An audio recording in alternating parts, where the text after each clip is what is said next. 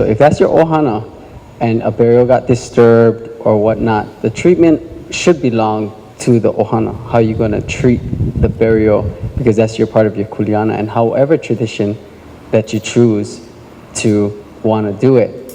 My problem right now is the ones at the traditional burials and seeing these Christian Hawaiians blessing these things. The people who would have the knowledge of ku, kane, kanaloa, lono, and have that mindset should be the ones to practice that traditional way of putting the EVs back into the ground, and by their research and making sure that they believe in what they're doing to put them in the ground. It's not for anybody, not the island burial councils, nobody. These are old traditional Hawaiian burials that's in the ground.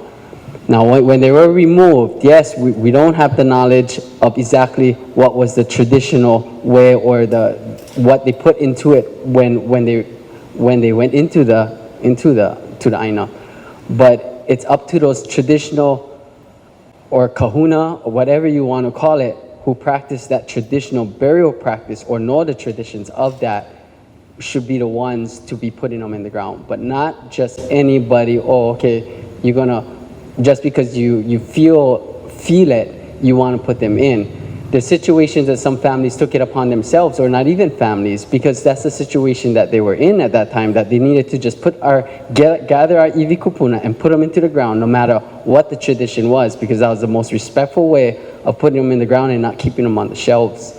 They knew exactly where they needed to go. Maybe it wasn't the traditional practice, but that was from the na'au of what they needed to do in order to protect them. Like for me, you know, I don't believe anybody should be purchasing our burials or anything like that. It should be an automatic, respectful thing of respecting burials, and shouldn't be a fight. The answer should be simple, of keeping the burials in the ground, you know, when they disturb. Put them back where they came from, and not to disturb any burial when you know it's there.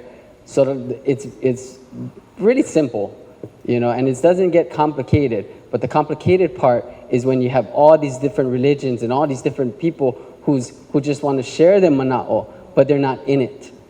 There's a difference when you're in it, like us, and everybody who is on the mauna right now who's in it, versus somebody who's watching their television, watching the news, and just giving their thoughts about it. These has tradition, chants, and everything that went into it that they believed hardcore in doing. So it's not just saying, just go ahead and go bless these things. Everything that you do, right or wrong, the person who takes charge of that will absorb all that. So it's just to keep mindful that, you know, this is really not just moving around burials. You're talking about somebody's tradition and everything that went into the burials, and that's what makes it even more sacred and special.